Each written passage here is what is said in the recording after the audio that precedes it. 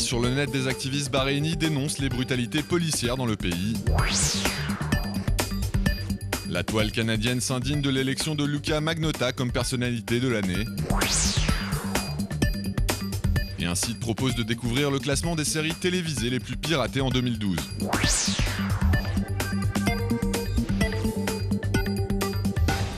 Généralement, les vidéos témoignant de violences policières à Bahreïn circulent sur internet sans provoquer de réaction. Ces images filmées le 23 décembre à Ali, un village situé dans le centre du pays, ont pourtant déclenché une véritable polémique dans le royaume. Une vidéo qui montre un policier procéder à un contrôle d'identité et demander ses papiers à un homme qui ne les a pas sur lui. Furieux, l'agent s'emporte alors verbalement avant de gifler son interlocuteur à 2 reprises, manquant de frapper l'enfant qu'il tient dans ses bras. Le clip, désormais baptisé la vidéo de la gifle, a fait beaucoup de bruit à Bahreïn, mais aussi dans les pays voisins. Journalistes, intellectuels et activistes la diffusent sur les réseaux sociaux pour dénoncer l'abus de pouvoir du policier. Certains ont même été jusqu'à qualifier son geste d'inhumain. Mais le tollé suscité par la scène agace côté policier. Le chef du service de sécurité du royaume affirme ainsi qu'il s'agit selon lui d'une nouvelle tentative visant à discréditer ces hommes. Il explique notamment que des organisations incitent à la haine de l'uniforme et piègent les agents en imaginant des scénarios élaborés, qu'ils filment pour faire ensuite de la propagande contre le régime. Quoi qu'il en soit, selon des militants locaux, ce n'est pas la première fois que le policier en cause agit de la sorte. De fait, le ministre de l'Intérieur a dénoncé ces actes sur Twitter, après avoir annoncé son arrestation et promis qu'il serait traduit rapidement devant un tribunal militaire.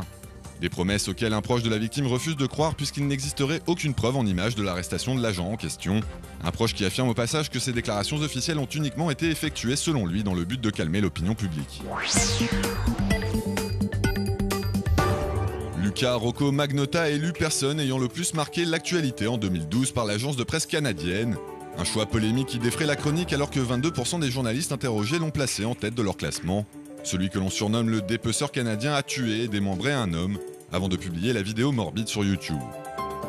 Les réseaux sociaux et les médias ont immédiatement été pris d'assaut par des internautes indignés qui déplorent ce choix, certains estimant qu'obtenir une telle notoriété était exactement ce que Magnotta recherchait.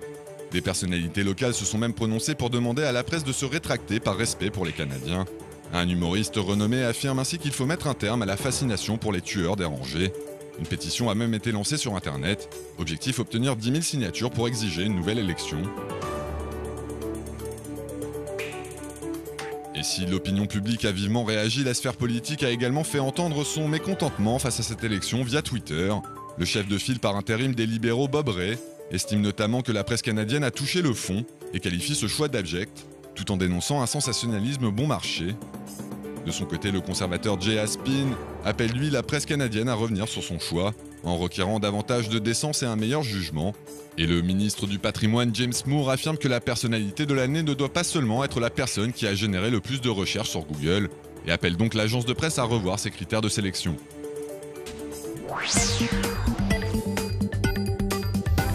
Selon une étude récemment publiée par le site spécialisé Torrent Freak, en 2012, c'est la série Game of Thrones, diffusée sur la chaîne américaine HBO, qui a été le plus piraté dans le monde, avec plus de 4 200 000 téléchargements illégaux. Suivent ensuite au palmarès des séries préférées des pirates du web pour l'année écoulée Dexter, avec plus de 3 800 000 téléchargements en 2012, et de Big Bang Theory, qui a été piraté plus de 3 200 000 fois.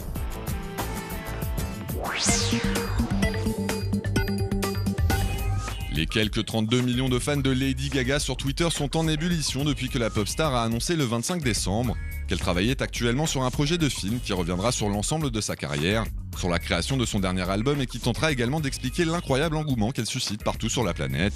Un long métrage qui sera réalisé par le photographe Terry Richardson et qui est donc déjà très attendu par la communauté des petits monstres, le surnom affectueux qu'elle donne à ses très nombreux admirateurs dans le monde.